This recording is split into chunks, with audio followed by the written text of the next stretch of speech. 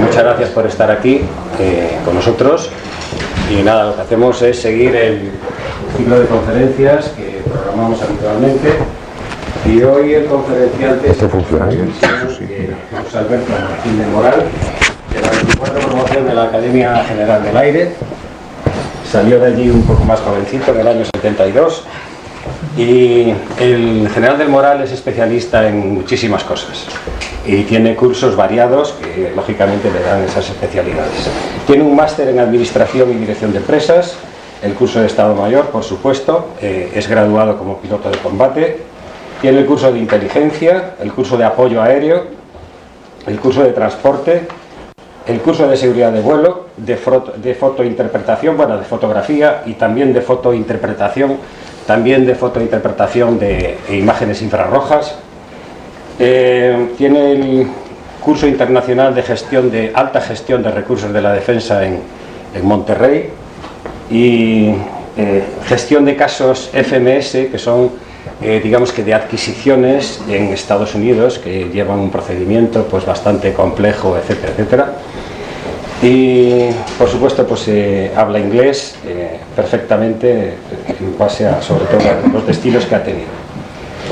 En cuanto a las unidades en las que ha estado, que han sido unas cuantas, después de la Academia General del Aire se fue al Centro Cartográfico y Fotográfico y después al ALA 12, donde estuvo nada menos que 6 años. Después en el CLAES, que es nuestro centro de experimentación de armamento, centro de ensayos y experimentación de armamento. Hizo el curso de Estado Mayor y le tocó, como a todos, pues pasarse una temporadita allí sentado en una mesa y tal. Primero en la división de planes, después estuvo en la división de logística, etc. Luego volvió al ALA 12 como jefe del grupo de mantenimiento. Estuvo de jefe del programa F-18 en la dirección de sistemas, en el mando de apoyo logístico, en la oficina de enlace con la parte logística americana, en el mando de apoyo logístico. De coronel fue jefe del centro cartográfico y fotográfico. Después se pasó una temporadita en Tampa, en la oficina de enlace con el mando central americano. Fue jefe de la división de logística, fue jefe de la división de planes del Estado Mayor y fue jefe de la dirección de sistemas, fue director de sistemas del Ejército del Aire. Yo creo que no hay nadie que haya ocupado esos 3 sitios que son privilegiados y de muchísima responsabilidad en el Ejército del Aire. Jefe del órgano auxiliar de la jefatura del mando de apoyo logístico y después de su pase a la de colaborador con la empresa Indra en el área de UAVs y de guerra electrónica. Tiene más de 4.000 horas de vuelo, bastantes de ellas en reactores, y tiene 3 medallas al mérito aeronáutico, la Gran Cruz del Mérito Aeronáutico, la Encomienda, Placa y Cruz de San Hermenegildo y la Medalla al Mérito del Ejército de Tierra.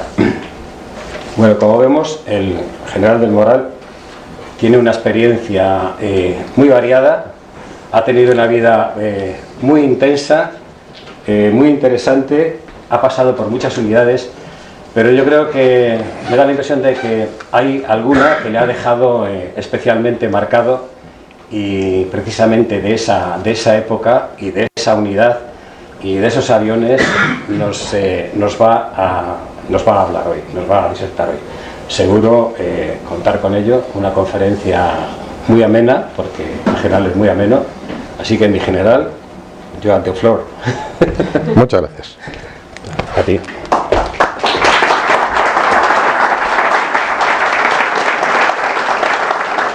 Bueno, buenos días, señores. Antes de nada, muchísimas gracias, Santos, por esta tan amable presentación que me has hecho, esta introducción. Y luego también muchísimas gracias a todos ustedes por venir aquí. Espero, yo de verdad estoy un poco anonadado por la que ha tenido esta conferencia, y más en mi persona, que yo no pinto nada. Antes de nada quiero decirles que no, pues les voy a dar una serie de datos y de números que los que no están habituados lo voy a tener que explicar un poquillo. Pero creo que son muy interesantes para el lugar donde estamos, para el Museo del Aire, porque son datos históricos absolutamente reales. En primer lugar, antes de decir nada, voy a decir una obviedad. El RF-4C formó parte de la unidad o una escuadrilla, perdón, de una unidad, de la capacidad del Ejército del Aire en cuanto a reconocimiento aéreo táctico, porque otras capacidades ha tenido de fotografía, pero no táctico. Se ha hecho con fines de fotogrametría, de fotografía técnica, de cartografía, etcétera, etcétera, pero no, nunca táctico. Desde el final de la Guerra Civil Española, es decir, desde la creación del Ejército del Aire, el único sistema que se ha tenido de reconocimiento aéreo ha sido este. Antes hubo otros poquillos que los vamos a pasar posteriormente a relatar. Después de la Guerra Civil Española, vino, cuando nos hicimos amigos de los americanos, pues nos dieron una serie de cámaras que se utilizaban para hacer reconocimiento táctico, con todas las comillas que quieran ustedes, que eran las famosas K-24, que eran unas máquinas de cuadro, pues que también ellos lo habían utilizado para hacer el recubrimiento de España cuando iban a bombardear a Alemania, iban a bombardear a Francia, pues acaso eran mordiscolos y lo tenían que utilizar. Después ese vuelo, que ahora mismo está en el centro cartográfico, nos lo entregaron pues hará unos pocos de años, hará quizá 8 o 9 años, nos lo entregaron ese vuelo original, que lo hicieron ellos en el año 43. Sigue estando aquí, muy estropeado, obviamente. Bueno, a lo largo de la historia, después de esta cámara, las primeras cámaras que se conocen, que se podían utilizar o se podían llevar, eran los que llevaron los aviones Sabres, el F-86 Sabre, que era una Samefotos, que no era una cámara de reconocimiento propiamente dicho, sino que simplemente filmaban lo que estaban haciendo, el bombardeo o el ametrallamiento. En la época del ministro del Aire, don Julio Salvador, y siendo jefe de Estado Mayor el teniente general Navarro Garnica, se adquirieron una serie de aviones que les sonarán a ustedes, que son los F-104 Starfighter. Los compraron en el año 65 y estuvieron hasta el año 72 en el inventario del Ejército del Aire. Con estos aviones se compraron 4 POD de reconocimientos, de los cuales se utilizó uno. El resto se vendieron sin estrenar. Se vendieron, no, desgraciadamente, se tiraron a la chatarra sin estrenar. Se quitaron las cámaras y les cambiaron.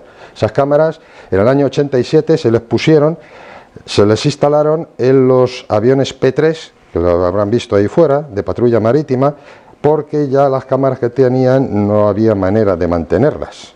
Entonces se les cambiaron, que eran unas cámaras como estaban, insisto, unas Vinten sin estrenar, se cambiaron, se pusieron y dieron un resultado francamente bueno. Como he dicho antes, de los 4 POD, uno se utilizó para hacer un reportaje que sí existe, que se llama sobre los vuelos de España, que la tiene la Filmoteca Nacional y Nodo, de los archivos, siguen en televisión española, francamente bueno, pero nada más que se hizo ese. Luego, en esos años también, estos dos generales que he dicho anteriormente, adquirieron también un escuadrón de F-5s, que también lo pueden ver, están ahí fuera, de reconocimiento, que dieron un resultado fenomenal. Estos tenían unas cámaras, las KS-92, que eran unas cámaras de 70 milímetros, imagínense, 7 centímetros de formato completo, pero dieron un resultado fenomenal, y sobre todo lo que mejor dieron es que hicieron escuela de reconocimiento. Entonces, no solo los pilotos, sino también, sobre todo, el laboratorio de fotointerpretación. Y se hicieron una serie de informes fenomenales para participar en un montón de maniobras. Entonces, como herederos de estas cámaras, de estos sistemas, se adquirió en el año 79, a través del programa PIS Alpha 2, se adquirieron 8 aviones, 4 Phantom normales de caza para reponer las pérdidas que había habido antes, puro, que era la primera vez que se veía aquí un avión de reconocimiento serio, con condiciones. Por eso decía antes, Santos, que estoy enamorado. Efectivamente, estoy enamorado. Con estos aviones vinieron 2 asesores americanos, uno que era Ralph Plummer, que venía como CEA, que nosotros lo llamamos CEA, piloto al mando del avión, y otro que venía de OA, o sea, el operador de armas, digamos el que manejaba todos los sistemas, Burke. Y estos señores fueron los que dieron entrenamiento a los pilotos que empezaron, y después empecé yo, a volar estos aviones. En el primer ejercicio CRISEX que se hizo con la Marina Americana en el año 81 dio unos resultados fenomenales, porque cada uno de los bandos que se hacen estas guerrillas pues tenía uno los F-5 y otro tenía los Phantom. Claro, cuando venían los F-5, los pobrecitos, venían con sus fotitos pequeñitas, pues claro, no podían ampliar más, y veníamos nosotros con mosaicos de más de 4 metros montados. Pues claro, ¿qué hacían los que estaban viendo la maniobra? Dámelo grande que lo veo. Entre otras cosas porque le hacía falta las gafas. Y claro, uno se podía ampliar y el otro no. Vale. Estos aviones venían dotados de... tenían una configuración que tenían... a ver si... aquí. Tenían el morro. Este era el morro, toda la bodega de las cámaras. Tenían una cámara de cuadro, la KS-87, que era una cámara de 5 pulgadas de formato, ya está, ya nos metemos en 12,7 centímetros de formato, de tira continua, que podía cargar hasta 150 metros de película cada ¿cómo se llama esto? Cada almacén. Luego llevaba, que tenía distintas configuraciones, en distintas posiciones. Luego llevábamos aquí debajo una cámara, la K56, que era una cámara optimizada para baja cota, con la cual se hacían vuelos a 250 pies y a 560 nudos. ¿Les suena más o menos la velocidad? Estamos hablando de 1000 kilómetros por hora a 250 pies. Eso ahora es imposible hacerlo. O sea, te cuelgan. Esa estaba optimizada para eso, una cámara de horizonte a horizonte. En cada negativo se cogía todo. Y luego llevamos en la parte de atrás, aquí, en la parte de aquí, llevaba una cámara de alta cota, que era otra cámara panorámica, no de horizonte a horizonte, pero sí panorámica, todas de formato de 5 pulgadas y con tira continua. Y luego, finalmente, se disponía, aquí en la parte de abajo, de un sensor de infrarrojo. Infrarrojo que fue el primer infrarrojo que entró en este país, en lo civil y en lo militar. Era un infrarrojo de entre 8 y 12 micras, que lo que nosotros veíamos, pues lo que él detectaba era como si fuera un electrocardiograma. Él estaba recogiendo temperatura, recogiendo energía, que eso a través de un transducer impresionaba una película, que era lo que después teníamos nosotros que fotointerpretar. Entonces, además de eso, era el famoso el ANAS-18, que luego se sustituyó por el D500. Además de lo que eran los sensores, en los aviones se compró un laboratorio, se nos vendió un laboratorio en ese programa, que era la primera vez que venían a España las procesadoras de tira continua, la famosa Versamat 11M, que luego se trajeron al cartográfico, cuando ya se dieron de baja, etcétera, etcétera. Aparte de máquinas de mesas luminosas de identificación, máquinas para controlar, para hacer el balance de los grises, de los contactos, etcétera. Hacer una serie de máquinas técnicas que aquí no teníamos ni idea de qué estábamos hablando. En las primeras tripulaciones que volaron estos aviones eran exactamente el capitán Juan Antonio Donosoro Mota, en esa época capitán estos dos, el capitán don Manuel Benjumeda Osborne, el capitán Fernando Lensanstray, el capitán Luis Manglano Valcárcel, fallecido, y luego eso como comandantes de aeronave. Y luego los operadores de armas, pues estaban en esa época el capitán Eduardo Gil Rosella, capitán Antonio Solano Brotons, fallecido también, el capitán José María Orea Malo, el capitán Mariano Pérez Carreño, que eran todos operadores de armas. Y yo en mi persona, como yo tenía, como nos ha dicho antes Santos, tenía el curso de fotografía y fotointerpretación, me dijeron, tú te haces cargo del laboratorio. Entonces ahí me hicieron una labor fenomenal, me encargaron a mí y unos fenomenales sargentos jovencitos, con más ganas de comerse el mundo que todo, que yo que sé. Estaban los sargentos Guerrero, Campo, Moreno, aquí presente, José Luis Hernández Madrid y José Naval, hoy fallecido. En este laboratorio, como nos recordará José, Pues se hicieron cientos de informes. Y se hizo una cosa que a mí los pilotos me odiaban del escuadrón, porque hacíamos unos programitas para identificación de objetivos, viendo los distintos potenciales enemigos en distintas posiciones y tratarlo de identificar, porque claro, el piloto tiene un segundo para reaccionar, ¿es bueno o es malo? ¿Con qué te enfrentas? ¿Con un F5, A, B o E? Es que no tienen nada que ver. Como te enfrentes con un E, vas al suelo. Con los otros te defiendes, pero el otro vas al suelo. Entonces yo les ponía todos los días, como están ustedes aquí, y les metía pues 30, 40, 50 diapositivas a identificar. Señores que habían volado esos aviones. Ojo, porque el F5 había pilotos de F5 y no distinguían su propio avión, depende de las posturas. Era una revista muy especializada que no sé si sigue existiendo ahora, se llamaba el Recognition Journal, que era francamente bueno. Bueno, pues se hicieron cientos de informes, aparte se hicieron todos los objetivos que se nos ocurrían para en beneficio del mando de combate para hacer sus carpetas de objetivos, pues todos. Puentes, centrales nucleares, centrales térmicas, todo. Parque de, en fin, lo que se nos ocurría de industrias y tal. Todos estos que se hicieron, insisto, cientos a lo largo de los años, se hicieron cientos, pues yo estos los tenía, pues todos los días, cada vez que hacían las misiones, venga, venga, venga, venga, entre otras cosas para aprender, porque no sabíamos, porque nadie nos enseñó, esa es la realidad. Bueno, tristezas. Yo no sé dónde están todos esos negativos. Después de 20 años de utilización de estos sistemas, y 21.000 horas de vuelo, que diré después, no sé dónde están los negativos, ni sé dónde están los informes, ni nada de nada.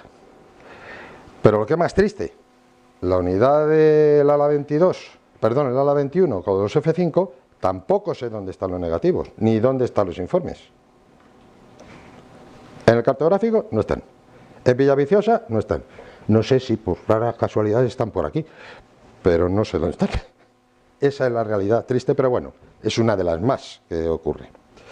Posteriormente, cuando el capitán Juan Antonio de Rosoro Mota se fue al ala 14, para completar las tripulaciones, me dijeron a mí, bueno, pues ya que estás en el laboratorio, pues también te sueltas. Así que fui uno de los pilotos que estuve volando también los aviones. También en esa época nos vino, cuando a la sustitución de Plummer y de Buck, que he dicho anteriormente, nos vino un piloto americano, Dave Saxon, que hizo un trabajo fenomenal, fenomenal aquí. Estamos hablando de la primera escuadrilla, los 4 aviones, ¿eh? Digno de mención también que el mando, como había poca gente, realmente era poca gente, nos mandó al capitán Garzo, hoy fallecido, y al comandante Torralba. Estuvieron volando con nosotros porque fue la época en la que fue la transición del Phantom al F-18. Entonces, obviamente, la gente, el mando, decidió potenciar más el F-18 que un avión que estaba llegando, que el Phantom, que ya tenía aquí una serie de años. Entonces, no había suficiente gente. Uno de los problemas, es que también lo sufrimos aquí con Gabriel Díaz Alonso y yo, es que claro, en esa época, como era el F-18, la estrella invitada, pues a Phantom dijeron, bueno, ese que se le vaya dejando, que el esfuerzo se hace sobre el F-18, con una cierta lógica, Pero vamos, lo sufrió en sus carnes estos primeros 4 aviones. Como anécdotas de estos orígenes, lo primero, lo fatal que lo pasábamos, y me incluyo, los pilotos que íbamos en la cabina trasera. Porque claro, el piloto volando bajo y deprisa, que fue lo que nos enseñaron los americanos, pues iba pegando unos palancazos de 3 pares de narices, y el de atrás tenía que estar constantemente viendo una pantalla, el radar.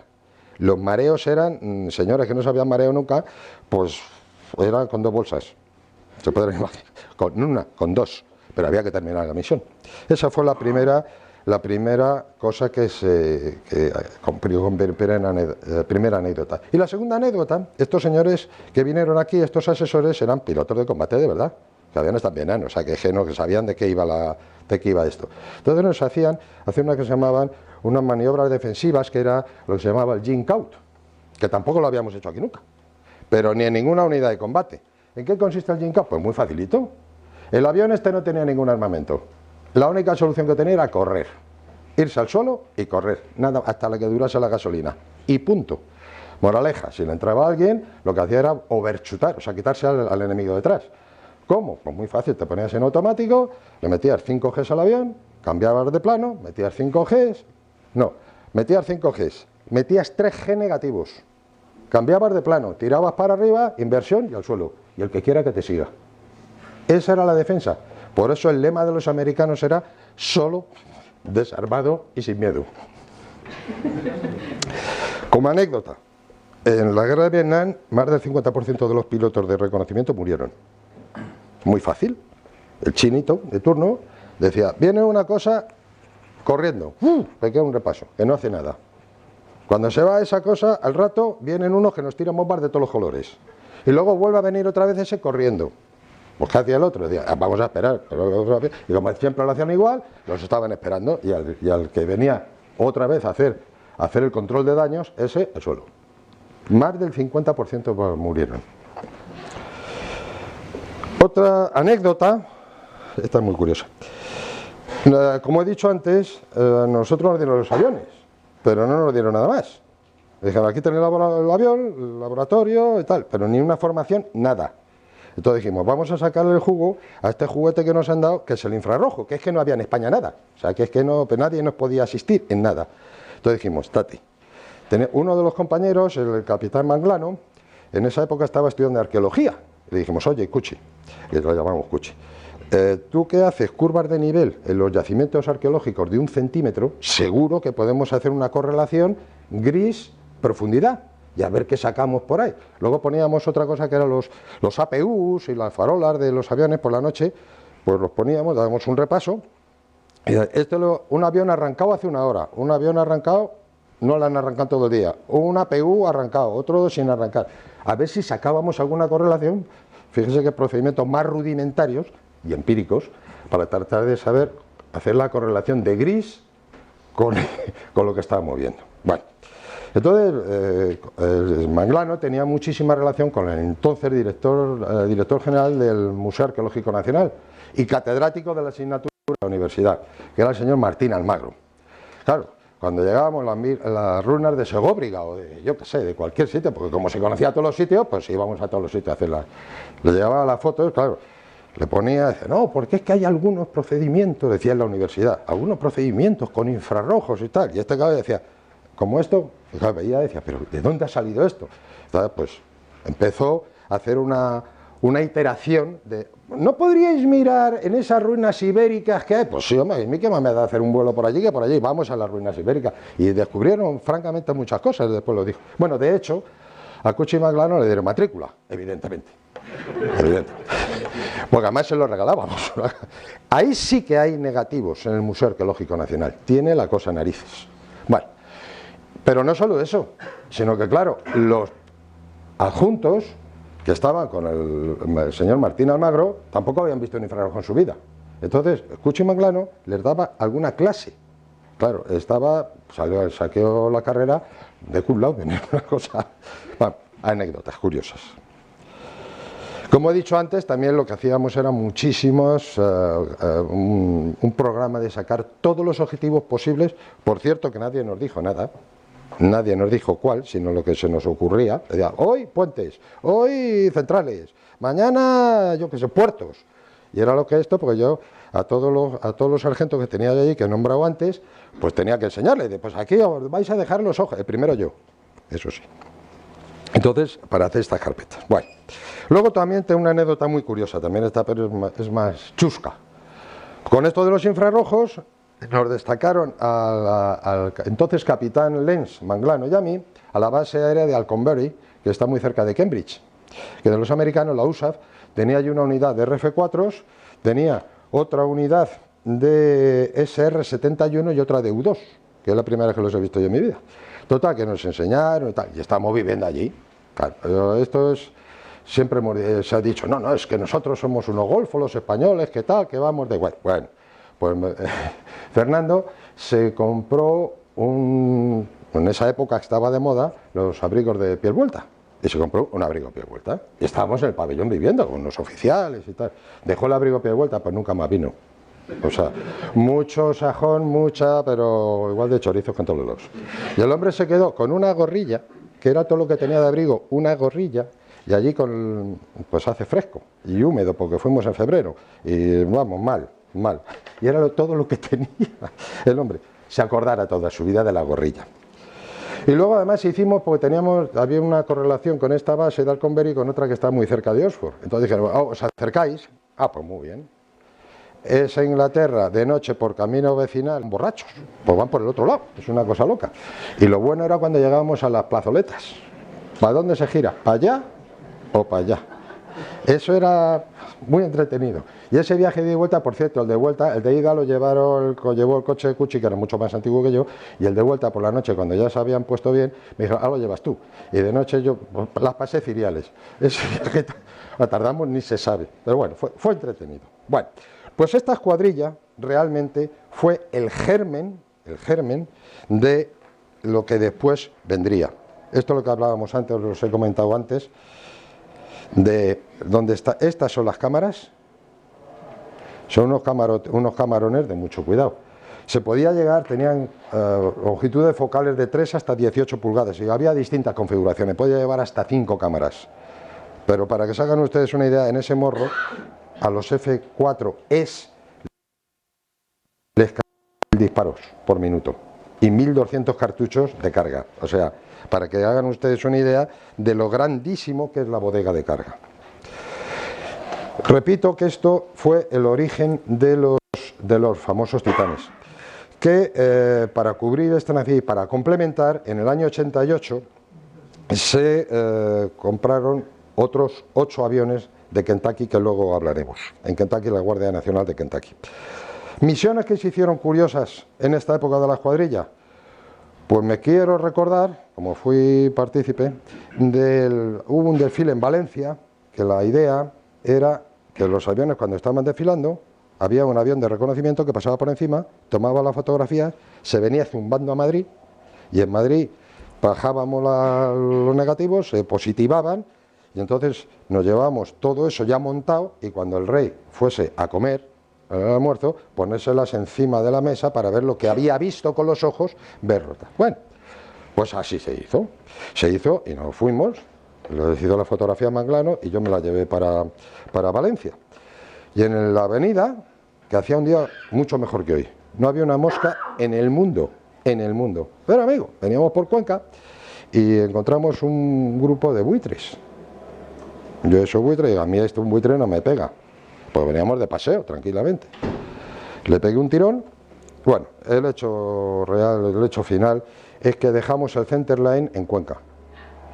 Lo arrancamos. Aquí está Gabriel, que lo puede atestiguar. Pues estaba entonces Pepe Ranz. Yo estaba de segundo.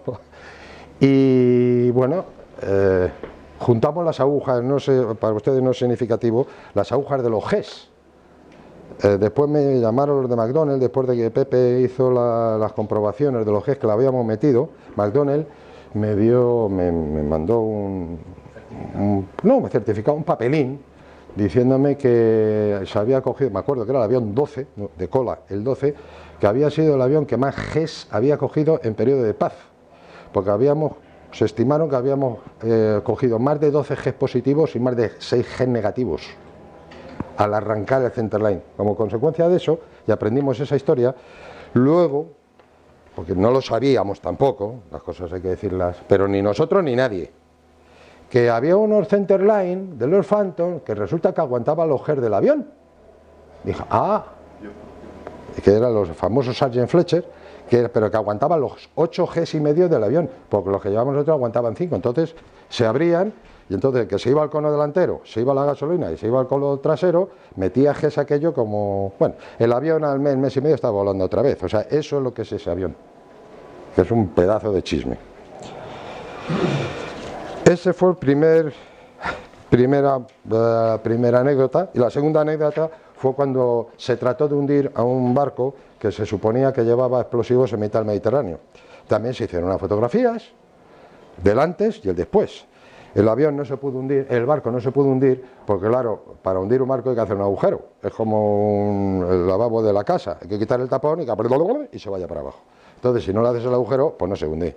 Entonces, que le pongan bombas. ¿Qué bomba le ponen? A las que había. Total, que le pusieron un armamento que no era el adecuado. Se hundió porque luego lo tuvieron que hundir a torpedazos, que es como se hunde un barco, le pega un torpedo de un agujero, se hunde y se acabó la historia. Bueno, Pero sí que se hizo, te pongo las fotografías de después del ataque, y sí que se hicieron 3 impactos directos en el barco, pero no en sitios claves. Y por supuesto el barco no llevaba explosivos. Pero bueno, fue un ejercicio real. Posteriormente, bueno, luego, cuando se empieza con los 8 aviones que se compran en Kentucky, ya se crea en el año 88, el que diré luego la fecha exacta, el Escuadrón Titán. Y este fue el emblema original del Escuadrón Titán, diseñado por entonces capitán Pepe Terol. Cuando se compran a través de, en el año 88, siendo el jefe de Estado Mayor, el teniente general Micha Vila, se adquieren 8 aviones de la Guardia Nacional de Kentucky, específicos de reconocimiento de los que iban a retirar ellos. A través del caso FMS, que nos ha referido antes Santos, que el FMS es el Foreign Military Sales, es un sistema que con lo que vende todo el gobierno americano a los distintos países. El famoso caso SPDSFM. SP Spain de Fuerza Aérea, SFM ya es sistema de armas, etcétera, etcétera. Estos aviones llegaron a Torrejón la primera decena del 89. Esto se hizo toda la selección durante todo el otoño. El día 23 de diciembre se firma la LOA y una semana después los aviones están aquí. Entonces, claro, el político de turno dice, ¿cómo narices en una semana habéis seleccionado y están aquí? Claro, lo que no lo dijimos todos es que llevamos como 4 meses seleccionando avión por avión, y este tenía que ser, este no tenía que ser, este estaba bien, este tenía TCTOs, etcétera, etcétera. Vale. Estos aviones que después posteriormente se modificaron, se le modificó la modificación externa, fue esta la percha de reabastecimiento en vuelo. No sé si el avión que tenéis aquí es de reabastecimiento. Bueno, esto, que fíjense la posición en relación con la cabina. ¿Dónde está? Esto después va a tener un significado. El por qué está así y cuál es la razón de que me reseñe eso. Bueno, se le dotó de una percha de reabastecimiento en vuelo, que la hizo primero con participación de la empresa israelí IAI, que formó a gente de la maestranza, y después fue la gente de la maestranza la que modificó todos los aviones, le dieron el know-how a los mecánicos de la maestranza. Y estos se le pusieron después la percha también a los aviones que después hablaremos, de los que se compraron de Renault. Estos aviones se les modificó el sistema de navegación, que bueno, los Phantom, cuando los primeros que trajeron, bueno, eran errores en el inercial, eran normales de más de 1000 millas. O sea, era para decir, la base está para allá, pero ¿cuándo? Pues ya lo encontrarás. Pero es para allá, tú tira para allá, es para lo que utilizamos. Bueno, pues pasamos de eso a que se le puso el sistema de navegación el más moderno que había en el mundo, que era el NUTS, el que portaba el F-15E. Y claro, pasamos de ir perdidos como berracas a tener bastante más precisión que los F-18, cosa que les enfadaba bastante, porque como hablamos en conjunto, decía, me cachis en la mar, y venid por aquí. Y además le disparaba automáticamente las cámaras, una virguería. De hecho, fue el primer avión, el primer sistema y el primer avión, por tanto, del Ejército del Aire, que llevaba un giro láser. Después le han instalado, después de la modificación, a los F-18, pero después.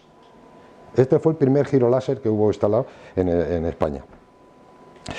También se llevaba un alertador de amenazas programable, el ALR-46, programable con tarjeta, pero programable, porque es que el otro no era programable, el que teníamos, el APR-2526, eso no, que donde, lo único significativo es dónde va. Claro, pues la marca, nunca atino cuál es. Aquí en la barbillilla, no sé si se ve, lo podrán ver en el avión de fuera, lleva unos puntitos negros. Esos son las antenas cuadrantales del alertador de amenaza, de por dónde le está iluminando un radar. Tiene 4, 2 en el morro y 2 en la cola, evidentemente. También se le sustituyó el infrarrojo, porque nos había dado muchos problemas el viejo ANAS-18, y se le puso el D500, que era mucho más compacto. El vaso de Edward de nitrógeno líquido que llevaba se le sustituyó y se le puso uno mucho más preciso. También se les cambió el radar. El APQ, se cambió el APQ el 99 por el 172. ¿Por qué se le cambió esto? Porque este nos permitía hacer virajes a baja cota con más de 60 grados sin perder la situación, cosa que hacerlo con el otro te tenías que subir, hacer el viraje, estabilizar y bajar. Era el procedimiento, porque si no te podías pegar un leñazo de mucho cuidado, y con este podía volar hasta 60 grados. Se evaluó este radar antes en Reno, el capitán Terol y yo mismo. Se le puso un radar altímetro también, mucho más optimizado para baja cota y más velocidad. Y se transformaron 37 motores. Y ahora dirán, coño, si compraron 8 aviones, ¿para qué tanto motor? Se les transformaron a sin humo. Porque el Phantom, todos los aviones de combate del resto de las alas, del ala del ejército del aire, pues no les hacía falta radar para interceptarnos. Miraban el humo y delante del humo está el avión. Era muy fácil. Cuando les quitaron el humo decían, ¿dónde está? Y dice, esto es otra historia. Esto es otra historia. ¿Por qué se hicieron 37? Porque ya se estaba esperando en comprar otros 6 adicionales para completar un escuadrón. Entonces era tener una flota bastante importante. Aparte se adquirieron 8 tanques de alta velocidad, como consecuencia de eso que hemos hablado antes de mi incidente viniendo de Cuenca. Y se les puso el encriptador, el KY-52, para hacer las comunicaciones, poder ir, digamos, en operaciones reales. Aparte se le compraron todos los elementos de apoyo, repuestos, TCTOs, cambios previsibles y tal, para que garantizasen la utilización de estos aviones. Estamos hablando de 1988, ¿no? Bueno, para que se garantizase la operación de estos aviones hasta el año 2010.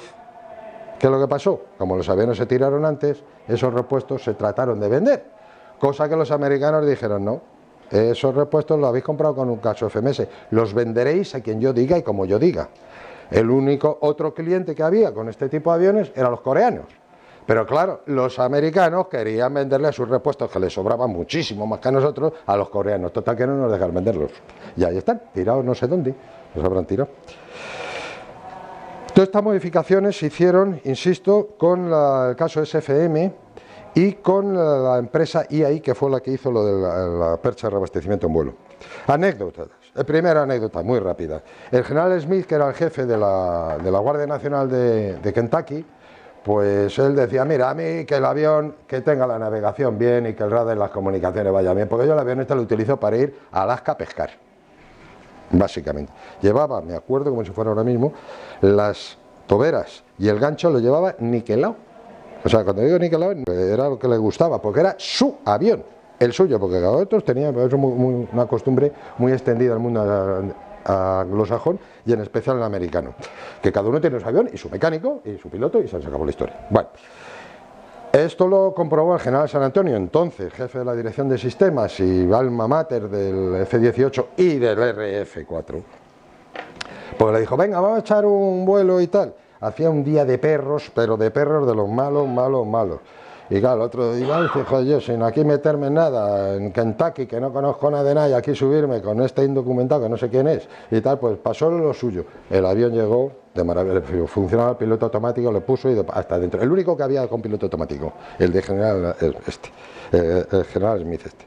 Luego, después, la comisión esa para ver los aviones, estaba el capitán, bueno, primero el general San Antonio, yo mismo, el teniente coronel entonces Pepe Ranz Peral, de ingenieros, y el comandante Vicente Pardo Pardo. Entonces el general dijo, vamos a ver, porque la costumbre del F-18 es que cada vez que hacía uno un viaje a Estados Unidos tenía que traer una botella de Wild Turkey, del Bourbon ese. Y el general San Antonio le dice a Smith, ¡oh! Es que yo tomo Wild Turkey. Dijo, vamos a ver, general, le dice Smith, vamos a ver, general, eso se utiliza como hidráulico, o inclusive en invierno, que aquí hace frío, en el radiador le mete usted, pero eso no se bebe, eso es veneno, eso, lo que se bebe es el Maker's Mark, por cierto está buenísimo, y lo llevaron a una destilería y tal. Luego, el viaje de entrega, otra anécdota es que cuando vinieron aquí los aviones, los 8 aviones, que por cierto hicieron 13 reabastecimientos en vuelo para venir de Kentucky en vuelo hasta Madrid, pues el más moderno que venía al avión era el coronel jefe de mantenimiento, porque el resto eran todos generales en la reserva. Coño, ¿por qué? Año 88-90, Kuwait, me suena, primer follón de Kuwait y tal, lo que venía era de juerga. Aparcaban su DC-10, porque eran pilotos de United, de tal, y cogían el avión, vámonos de juerga a España una semanita, una semana aquí todos en comandita, fenomenal. ¿Qué es lo que pasó? Con la guerra de Kuwait decían, los equipajes venían en una línea normal. Claro, los equipajes en Nueva York dijeron, o está aquí el pasajero o aquí el equipaje no sale. Y allí se quedó, una semana el equipaje en Nueva York, ellos aquí con mono de vuelo, y ellos que se la prometían tan felices de estar una semana de juerga en Madrid, pues no, estuvieron una semana bebiendo cerveza a la base de Torrejón. Es una gracia como otra cualquiera. Luego el general San Antonio, que era bueno, ya el pobre hombre ya no, pero era muy deportista, que salía corriendo. Bueno, pues me llega y me dice, mañana me voy a correr con Mel Carter, que por cierto murió el día de Viernes Santo de este año, el año 19. Tío fenomenal, que fue el que nos ayudó a comprar estos aviones, ya seleccionarlos, y los 6 posteriores de Renault. Se me quieren ir a correr a las 4 de la mañana con una nevada de 3 pares de narices. Digo, jefe, no se vaya usted, porque como le dé un jamacuco que le va a dar, pues verá usted aquí, a ver qué le cuento yo al del Maloj, que se ha quedado aquí tirado. Bueno, no me hizo ni caso y salió a correr. Son cosas que ocurren. Entonces, el día 9 de febrero del año 89 se formaliza oficialmente el escuadrón Titán. Ya se pone en el boletín oficial del Estado. Una curiosidad, bueno, cuando nos soltaron en reabastecimiento en vuelo. Vuelvo a decir lo de la percha. Lo de la percha, claro, el F-18, la percha la tiene más o menos como a 2 metros del piloto. Y esto, en la bocalla de la percha, está aquí. No, peor. La cesta entra justo entre la cesta y la cabina. Claro, cuando íbamos a hacer reabastecimiento en vuelo, no había manera. Pues claro, ibas, lo veías venir, pero llega un momento que tienes que hacer así con el ojo, para ver dónde está. En ese momento estabas 3 metros fuera, otra vez para atrás, otra, total. Pero bueno, de estos de los de F-18 que saben mucho, a coger las referencias. A mí me soltó el entonces capitán Javier Arnaiz, capitán Javier García Arnaiz, y yo solté al comandante Solano, y después nos fuimos soltando los unos a los otros como bien podíamos, a pelo, otra vez. Y luego, lo que era muy entretenido era por la noche, porque empezamos a hacer las 2 guerras. Claro, de día todo está muy bien, pero debajo, de noche, volando a 480 nudos y a 500 pies del suelo, el suelo se siente muy cerquita, y la noche muy negra, muy negra, muy negra. El miedo que pasábamos era 3 pares de narices, a pesar de que hacíamos la baja cota, la misma por la mañana, para ver dónde estaban los cables o no cables, porque el OA te tenía que ir guiando entre los cables, o sea que tenía su gracia. Un destacamento que se hizo a Noruega, los Titanes no fallaron ni una sola misión, pero claro, yo los tenía muy arropaditos, toda la noche dormían en hangar, que era lo que les pasaba. El Phantom lo que le pasa es que le hace falta un fontanero y un electricista, nada más, porque es cuestión de tubería, pero esto podía estar volando toda la vida. Pero bueno, había que progresar y que el mundo siguiese circulando. En esa época los oficiales, los comandantes de aeronave eran Martín de Moral, Solano, Rodríguez, Montagut, Terol, Torralba, Garzo, Villamor, Marina, Ávila, Ollas, Pollo, de Diego y Luengo. Y los OAS, los backseater, eran Esteban, San Ríos, Martín Sanz, Caminero, Borges, Martos, Moreno y Escribano.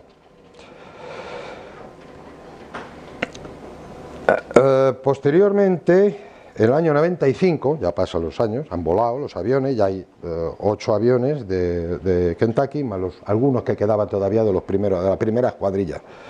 Estando de jefe de Estado Mayor el teniente general Quintana, se adquiere a través del caso SFN, igual que el otro, se adquieren otros 6 aviones de la Guardia Nacional de Reno.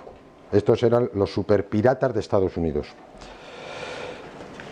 La condición de la compra era la compra y que 2 pilotos tenían que estar de intercambio, que luego hablaremos de estos 2 pilotos de intercambio allí, un técnico de cámaras y otro técnico de electrónica, y estuvieron allí como 6 meses, una cosa así. Estos aviones, sabíamos que cuando se retirasen de allí se iban a Tucson, Arizona, al desierto, a desarmarlos, etcétera, etcétera. Y los aviones llegaron aquí el 4 de octubre y el 2 de noviembre del año 95. El resto de los aviones, cuando se dio de baja en Reno, se fueron a Amarc y le vendieron algunos a los coreanos. Estos aviones, además de lo que hemos dicho antes de configuración, tenían una cosa muy curiosa, porque estos estaban pensados que participasen en la guerra de Irán-Irak. Entonces te dijeron, nosotros a la guerra no vamos nada más que a que nos ocurren. Entonces les pusieron a nivel base, les pusieron un visor econométrico, les pusieron un dispensador de chaff y bengalas, quitando las bengalas iluminadoras de la parte de atrás que no se utilizaban, y le pusieron una radio VHF, HF, UHF digital. Todo eso lo hicieron a nivel base, sin pedir permiso a nadie. De hecho, tuvimos una buena polémica con el mando logístico y digo, oiga, que no están las órdenes técnicas, digo, si es que no los tiene. Y ya el mando logístico dice, ¿de dónde han comprado eso? Pues de Renault. Y dice, es que esos hacen lo que quieren. Porque ellos decían, es que vamos a la guerra y hay que cruzar toda Europa con un UHF que no funciona, así que pues, se fueron a Radio SAC, históricamente cierto, lo compraron y funciona de maravilla. Aparte nos trajimos, se adquirió también un laboratorio entero, móvil, el que tenían ellos allí. La anécdota principal, con eso termino todas las anécdotas de esta parte, una cosa que casi nadie conoce, dentro del Ejército del Aire, fue el primer destacamento que se hizo Renault Australia, porque claro, los pilotos nuestros que habíamos dicho antes, pues estaban en unos pilotos más. Dijeron, mañana te toca ir a Australia. ¿De cómo? De Australia. Bueno, el primer salto que hicieron Renault Hawái, estuvieron un poco así porque no tenían alternativo. El alternativo era el agua. Y hay tiburones blancos. Y pues no estaban muy felices. Ya a partir de Hawái, pues ya había saltos de 2 horas y de 2 horas en 2 horas, pues había una islita, podían tomar tierra. Pero el primer salto fue tremendo. Entonces hicieron un destacamento allí de 20 días. Y se volvieron otra vez, o sea, se cruzaron el Pacífico de arriba abajo y de abajo arriba. Vuelos hicieron, horas todas las del mundo. Y los aviones, los que vinieron a España, desde Renault, antes habíamos dicho que 13 reabastecimientos en vuelo para traerlos desde Kentucky a Madrid. Bueno, pues estos de Renault a Madrid, 17. Y anécdota que vino, pues uno de los pilotos era médico de vuelo, que era, además de médico de vuelo, era OA. Y entonces se vino para acá, aquí, a traer el avión. Era un médico que estaba ejerciendo en San José, en California. Y se vino, se enteró, y dijo, yo me voy a España, porque venían aquí a ponerse bien, o sea, a entretenerse. Bueno, ya el 17 de agosto del año 2000, en la época del general Lombo, se firma el contrato con la empresa israelita Rafael para la adquisición de POT de reconocimiento, que para mantener de reconocimiento aéreo táctico, para mantener la capacidad en el nuevo sistema F-18 que ya estaba consolidado, con lo cual el Phantom se muere y da paso a la nueva generación, dándole capacidad al F-18. Y llegados a este momento, pues unas cifras, pues para que vean de qué entorno estamos hablando. Se las van a tragar, lo siento. El primer caso FMS, o sea, los 8 primeros aviones, con todo su equipo, la modificación y tal, costaron 19.670.413 dólares. Los 6 siguientes, ya modificados y tal, costaron 10.274.994 dólares. Y los 4 POT, que fueron 5, porque uno dieron en compensación, costaron 15.325.000 dólares. Es decir, que 5 POT costaron casi tanto como 14 aviones instrumentados. Pero había que, configurados con cámaras de reconocimiento, pero había que dar paso al futuro, que es el futuro que es hoy presente. Esto llegó aquí hasta 95. Después del 95 hasta el año, hasta pasar a darse el hito 8, dar de baja al servicio, pues se hicieron una serie de vuelos, más misiones, más gente que va, gente que viene, que es lógico. Y resumidamente, el primero en el año 95, en el año 94, se hace cargo del escuadrón el comandante entonces Rafael de Diego Copén. Luego en el año 95 vienen otra serie de pilotos.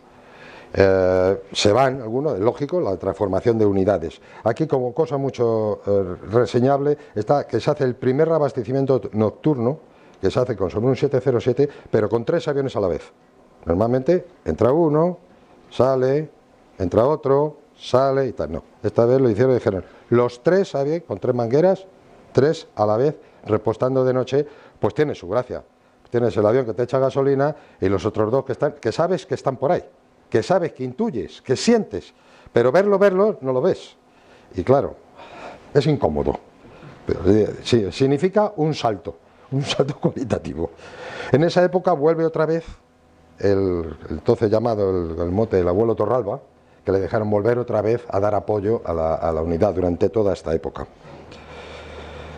En octubre hay un intercambio con aviones daneses. Luego en el año 96, lo más significativo es que se cambian. Antes se iba a reentrenamiento, al simulador, se iba a Alemania, y ahora en este año lo que se hace es que se va a Turquía en vez de Alemania, porque es que Alemania, los aviones de reconocimiento que tienen, como eran FMS, los americanos sugieren a Alemania que, ya que se va a deshacer de 2 unidades para poner paz, que den una unidad entera a Grecia y otra unidad a Turquía. Con lo cual nos tocó después ir a hacer el reentrenamiento. El simulador estaba en Turquía, no estaba en Grecia, por eso le van a Larisa. Se incorpora, ese año, el año 96, se incorpora otro asesor, un tal capitán Shaw. Durante el ejercicio Tormenta 96, estos se juegan casi el pellejo, porque hacen una fotografía de un avión que está haciendo un ataque, y cazaron la deflagración de una MK-84, una bomba de 1000 kilos real, en el edificio Tormenta 96, que tiene su gracia. Año 98, se siguen haciendo intercambios, etcétera, etcétera, vuelos, viene gente, se va gente, y como significativo, como curiosidad, en el año 98 se incorpora al escuadrón el teniente Lombo. En noviembre de ese año se hace el primer intercambio con una unidad de Mirage 4 franceses, que son capaces de mandar imágenes en infrarrojas vía propio medio, a través del rover, cosa que ahora mismo ya se está haciendo con los pods de reconocimiento. El año 2000, paso al año 99, no tiene mucha significación, se incorpora al escuadrón como jefe de escuadrón el comandante don Carlos Vara de Reino Vales, uno de los seguidores de todo este escuadrón. Tuvieron sus problemas, pero un tío fenomenal, que ahora ha venido de ser el jefe de la unidad del AGS en Sicilia, el que ha mandado los UAVs de la OTAN, los Global Hawk, etcétera, etcétera. Ha venido ahora y se ha cambiado por Raimundo, por Juanqui. En el año 2001 se participa en el desfile con 4 aviones RF más 2 reservas, es decir, que se consiguen tener a la vez, milagros de la ciencia, estando los F-18, 6 aviones en vuelo. O sea, una cosa ya exagerada. Y a estas alturas de la vida. Y luego, en febrero, exactamente el 4 de febrero del año 2002, se realiza el último vuelo de un Titán, el Titán 71. ¿Por qué es el último vuelo? Bueno, pues es cuando hay unos problemas con la instalación neumática del avión. El INTA hace un informe, que claro, con una tubería rajada, pues no puede volar. Esto es atenta a la seguridad en vuelo, atenta todo. Se podían haber fabricado, pero no se hizo. Total, que una vez ese informe se remite, material en ese momento del ala 12, eleva al mando y decir esto no se puede volar, entonces se aprovecha y se da de baja el avión. ¿Por qué? Porque ya se tenía dotada de capacidad en el año 2000, estamos hablando del año 2002, en el año 2000 se habían adquirido los pods de reconocimiento para los F-18. Entonces dije, pues con tan fausto motivo se dan de baja unos, evitamos algún accidente y se mantiene la capacidad. Y el 18 de octubre del año 2002, desgraciadamente, se da de baja el Phantom, el RF-4C Titán. Porque me lo han recalcado todos los antiguos, yo en esa época ya no estaba en el ala 12, recalcar la grandísimo buen hacer de una serie de señores que les pasó exactamente lo mismo, pero a eso sí que les formaron un poco, con los pods de reconocimiento, a los sargentos Mena, Alicia, Roberto y al soldado David, como fotógrafos. Y en cuanto a personal de línea, a Brigada Baños y al subteniente Pisabarros, que eran 2 puntales que le echaban muchas narices y volaban muchas veces, porque ellos decían, esto vuela sí o sí, así era como era otra época. Y finalmente podrán ver, además de aquí, podrán observar, además de aquí en el museo, ¿cómo se llama este? Un RF de los que estaban allí. Pueden ver 3 RFs más cuando vayan por los cielos de España, vamos, por las tierras de España. Uno, en la salida 23 de la carretera nacional 2 a Torrejón. Otro, en una curva muy simpática que hay en el pueblo que se llama Antigüedad, de la carretera que va de, ¿cómo se llama este? De Aranda a Palencia. En la carretera Antigüedad, Tabanera de Cerrato. Ahí lo verá usted una curva. Este tiene una anécdota. ¿Se acuerdan ustedes que había un corredor ciclista americano que era muy bueno? Que ganaba los Tours de España, ¿cómo se llama? Armstrong. Bueno, pues hicieron una carrera, Vuelta Ciclista a España, y le iban sacando, esto es históricamente cierto, ¿eh? Le iban sacando, a lo que iba detrás le sacaba 6 o 7 minutos, una cosa, y estaba ese día un poquito que había medio caído unas gotillas y tal. Hombre, la carretera no es que sea una autopista, pero bueno. Pero nadie le había dicho lo que se iba a encontrar. El hombre va en su esfuerzo, pum, pum, pum, pum, y de pronto hace así, se tira, porque la curva es una curva en un cambio de peralte. Y el hombre, cuando frena, se pega un susto de muerte, frena, se pega un estacazo de mucho cuidado y perdió la Vuelta Ciclista a España, que era el objetivo. Eso. Pero esto, históricamente. Y el último, si alguno de por aquí de Zaragoza, o cerca de Zaragoza, hay un señor que tiene en su casa, en su jardín, tiene un RF, el señor don Alejandro Vescós. Este está en el pueblo, se llama la carretera de Movera a Pastriz.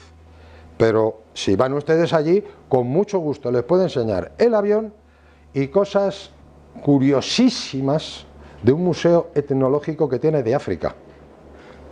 Pero aparte tiene una MX-30 y aparte tiene 2 cañones sin retroceso. Y lo último que quería era meter un barco, pero es que no entraba por la puerta. Y él le dice al hijo, pues es muy fácil, se tira a tu casa, que es que el hijo vive encima, se tira a tu casa, se mete el barco y se hace tu casa, no hay problema. Bueno, esto es un chascarrillo, pero es una realidad. Vive todavía y lo pueden ver perfectamente porque es un parte de los fondos del Museo del Aire, de esta casa. Y con esto espero no haberlos aburrido mucho más de lo que yo me esperaba que les ha aburrido, y si tienen preguntas aquí estoy yo para contestarle. Me diga, don Riesgo, cuéntemelo. 2 cosas. O 3. Me emociona mucho lo de Cuchimanglano, porque yo tuve la suerte de, estando destinado a la 22 de Jerez, de encontrarme que su padre, que era coronel del aire, y vino a defender un caso y se alojó ahí con nosotros, nos contó muchas cosas. Y luego a su hermano, yo lo había conocido también porque era un destacado saltador de altura en la universidad, un tío estupendo. Le voy a intentar localizar esta noche y llamar. Un tema que me ha emocionado mucho. Y el hermano tenía mucha agilidad, y yo creo que a Cuchi le pasaba lo mismo.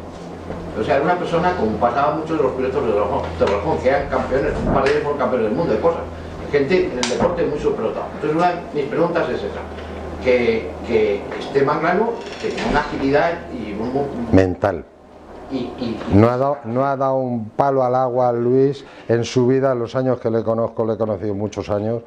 Vamos, hacía un deporte, pero no, vamos a dejarlo.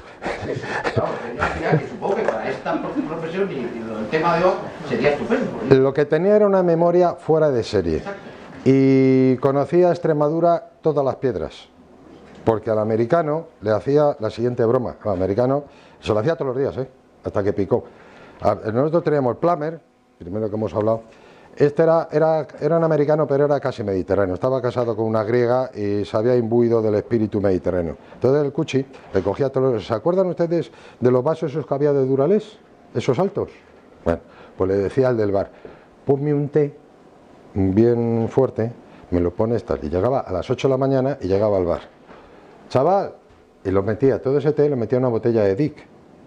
Ponme un whisky. Claro, el americano que veía, que le ponían al otro un vaso de whisky así, y decía al americano, y yo ahora tengo que volar con este. O sea, le hacía un cruce de cables. Claro, lo que no sabía es que era té, pero es que luego le decía al americano, vamos a preparar el vuelo. Y dice, no, si vamos a ver las ruinas de no sé qué, el arco de no sé qué y tal. Y dice, bueno, pero un plano. Y dice, no, a mí no me hace falta. Entre que veía lo del whisky y que no quería plano, dice, uy, qué ojo, el pobre americano, el Burke, venía blanco. pero blanco, porque además, como se lo conocía, todo, pues se iba por toda la sierra de la Estrella, lo que está entre Montánchez y Guadalupe, por esa zona. Se conocía hasta donde estaban los cables, el cabrito. Entonces se metía por debajo de los cables, pero a 500 nudos. Claro, ver las torres. El otro decía, ay, ay, ay, ay, ay, ay, que no pasa nada, por debajo los cables. Pero iba sin mapa, y iba a todos los sitios porque decía, no, esta es mentira. Foto. Y llegábamos a fotointerpretar y era lo que había dicho. Claro, el otro decía, joder, este tío. Y el OA. Y el CEA vio lo mismo, pero claro, no volaba con el cuchi. Y decía, joder, si este bebe whisky, ¿por qué no bebo yo? Y el otro decía al otro, dame un whisky. Claro, el del bar le ponía un whisky de verdad. Unos pedos tremendos. Y le decíamos, oye, Ralph, mira, esto después de volar, bebe lo que quieras, pero antes de volar no es conveniente. Pues ese bebe, dice, no, pero tú no bebas. Perdona, asombra. Me asombra, vamos, qué pena no haber escuchado esta estupenda cuando yo redacté Aeronaves del Museo de Aeronáutica, porque lo hubiera explicado mucho mejor el avión. Y me deja de piedra el reabastecimientos para venir de Kentucky, sí, 17, claro. Australia. Es que no, desde Australia no, desde Reno, Nevada. Desde Reno, Nevada, Australia, sí. No, desde Reno, Nevada a Madrid. Madrid. De Reno a Australia ni se sabe, porque deben ser como 20 y tantas horas de vuelo. O sea, ¿Qué aviones cisternas hacían ese abastecimiento? el que se contrató porque era ordenado por el gobierno americano. Se compraron los aviones puestos aquí. Pero como los de la ala estratégica 98, que estuvo... No sé si la gran... Ellos normalmente utilizaban o DC-10 o KC-135. Es lo que normalmente utilizaban. Impresionante. Y a Australia, pues no sé, debieron hacer pues 30 reabastecimientos. Yo qué sé, está muy lejos. Está muy lejos. Una curiosidad, chascarrillo. Adelante. Yo no voy a hacer pregunta, pero voy a hacer comentario. Que quieras. Soy Ramos Aire de Vicuña, antiguo controlador aéreo civil. Te conozco. Cuñado de Fernando Martín Sanz, conocido como Sanz. Sí, señor. Y cuando yo estaba ahí en el centro de boteos de Torrejón, era muy habitual que a las 8 de la mañana me llamara Fernando. Oye, que tengo que salir a hacer un vuelo de prácticas. ¿Sabes algún objetivo? Pues mira, vete a Benavente, Santa Cristina la Polvorosa, ¿Sí? y unos primos míos tienen allí una finca y un campito de golf que se han hecho ellos. Me das las coordenadas, muy bien. Y a las 2 de la tarde entraba con su mono, Fernando tenía buena planta, las controladoras se volvían locas por él, y me traía un fajo de fotos así de grande. Lo sabía todo, se podían contar las ovejas por dónde estaban las banderas del campo de golf. Y yo encantado llego a casa y llamo a mi primo, oye, que tengo unas fotos de Benavente. No me digas que la sarta de blasfemias e improperios que he yo, porque él estaba en ese momento reconociendo los cerebros con la guardia. Claro. Y le habían soplado las flores de los cerebros con el rebufo del avión. Eso sí, la foto no se marcó. Pues del Sonri, y la otra vez que estuve aquí, que estuve hablando contigo, pues hay una anécdota particular con él, pero no es para contarla en público. Con él. Es muy buena, ¿eh? No, aquí, volando aquí en Torrejón. Pero vamos, eso que hizo el Sonri es normal. En esa época tú hacías el objetivo. Y no eran las restricciones que hay ahora, la libertad que se tenía era de otra manera, etcétera, etcétera. Que no digo que ni mejor ni peor. Lo único que sí que digo es que, como desgraciadamente haya que intervenir en algo, como se vuela es como volábamos nosotros. No como se vuela ahora. Ahora una baja cota es ir a 1000 pies. Y eso no es ni baja cota ni en nada. Pero es lo que hay. Es lo que hay. Más. Pues muchísimas gracias. Perdonen por la vara. No, es que...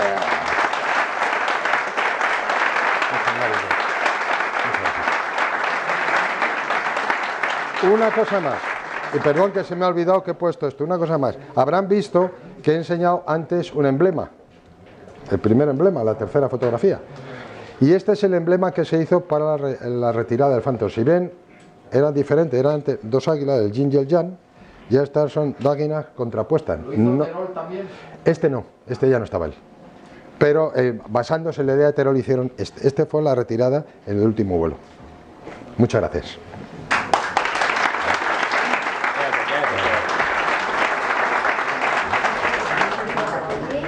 A ti te tengo que dar una cosa ahora. Mi general, como era de esperar, no nos has defraudado, las anécdotas han sido abundantes y estupendas y tal.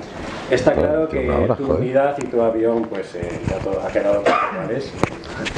Y yo le daría importancia a esta conferencia en el sentido de que también has conseguido poner en valor el trabajo que se hace en una unidad muy específica, que a veces se trabaja y tal y nadie se entera, porque es muy bonito coger y decir, la vamos a bombardear el sitio aquel, pero el poder bombardear allí hace falta, como tú decías, una carpeta de objetivos bien documentada, lleva la bombita, sepan dónde tirarla y que las misiones salgan como tienen que salir.